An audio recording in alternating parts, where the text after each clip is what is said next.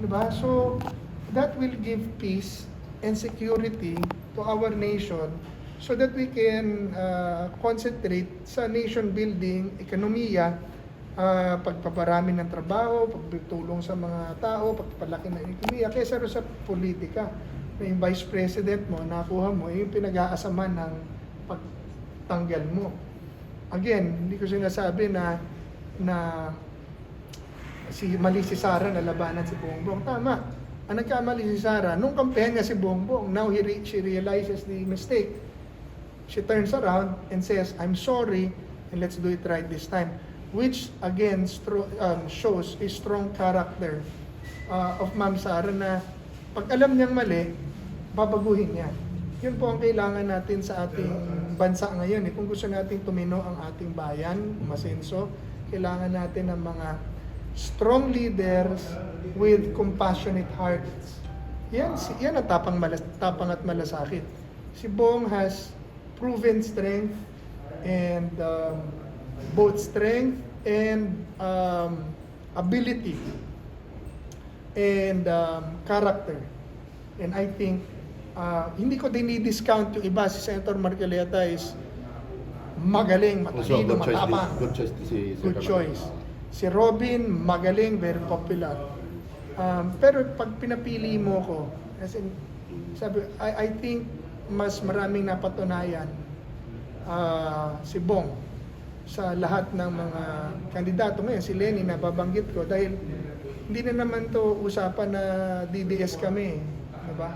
Ang usapan nito yung ano makakabuti sa bansa, and I think unity, yung genuine unity, kailangan talaga natin bansa. Now, kaya ko isinusulong din po yung reforma dahil ang pagsama-samahan natin dapat yung ano natin gagawing pagbabago, hindi ko sino yung ating magiging leader lang.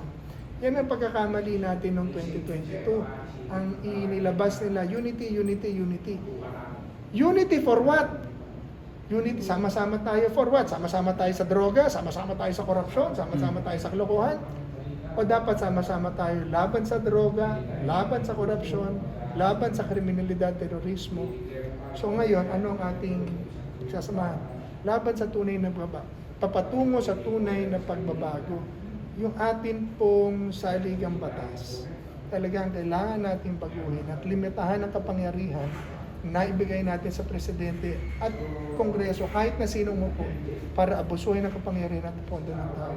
Yun po ang aking palagay na kung si VP Sara, I'm throwing our PDDS, myself, I'm throwing our hats to support VP Sara because alam namin na she has the capacity, she has the ability, she has the strength of heart and compassion to push for these reforms in government na matagal na natin inaantay for 40 years. Okay. Thank you, sir.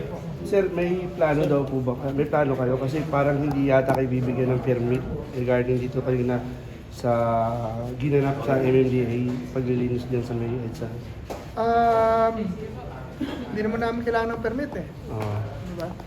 Ang sabi ng saligang batas, sovereignty resides in the people and all government powers emanate from it. Freedom of expression, freedom of assembly ay garantisado ng saligang batas. So, namamali sila sa kanilang ginagawa at pagka yan ang kanilang paninindigan, harap sila sa kaso. At haharap sila na kakasuhan namin sila at suffer the consequences of yung galit ng taong bayan. Gawin sa amin, kukulong niya kami. What, for doing what is right? We will take it as a badge on our shoulders if you do that us. Lalo na sir, yung grupong DDS daw po ang paghihigpitan para gumawa ng... Opo, hindi na po ito usapan kasi ng DDS eh. Diba? Yun nga po siya sabi ko. Ito po yung usapan ng Pilipino tayo na naghahanap ng katarungan, naghahanap ng accountability, pagbabago sa gobyerno. Yan na naman ang ginagawa eh. Nagpo-protesta yung mga tao, nag-i-express ng kanilang sarili. Hindi naman tayo nanggugulo, hindi naman tayo nagdadala ng baril, nagbabantaan natin, isasara natin ng gobyerno. Isisigaw natin dito pagbabago.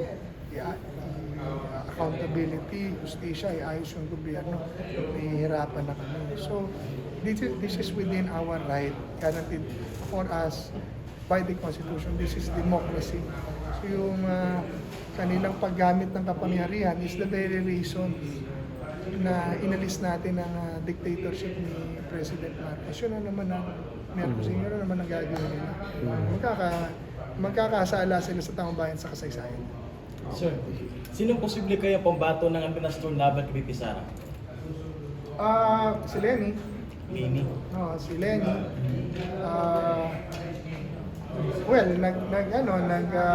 Nagpresenta si John Vic, nagpresenta si Risa. Lahat naman kalayaan nila lahat.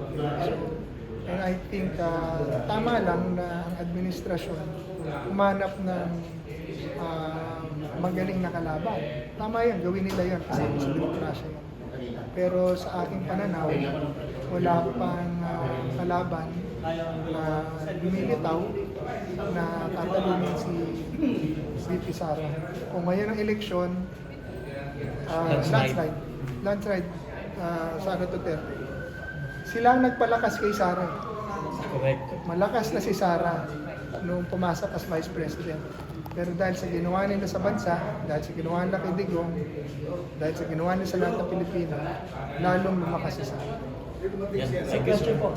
Pagkatapos po kasi mga announce ni VP Sara na tatakbo siya, bigla hong may sinabi si Larry Gadon na hindi raw po mananalo. Ayan. Ano po bang sabi niyo sa kanya?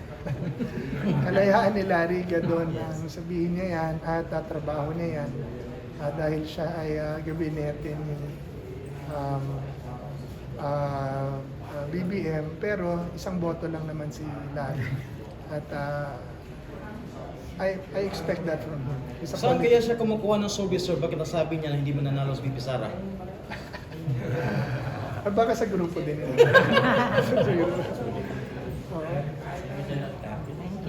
Thank you, sir. Maraming salamat. Thank Salamat. you.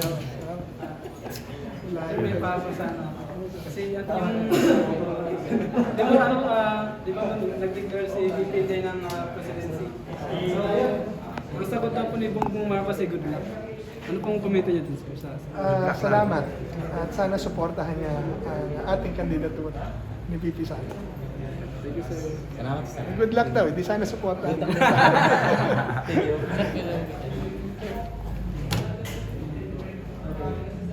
1, 2, 3.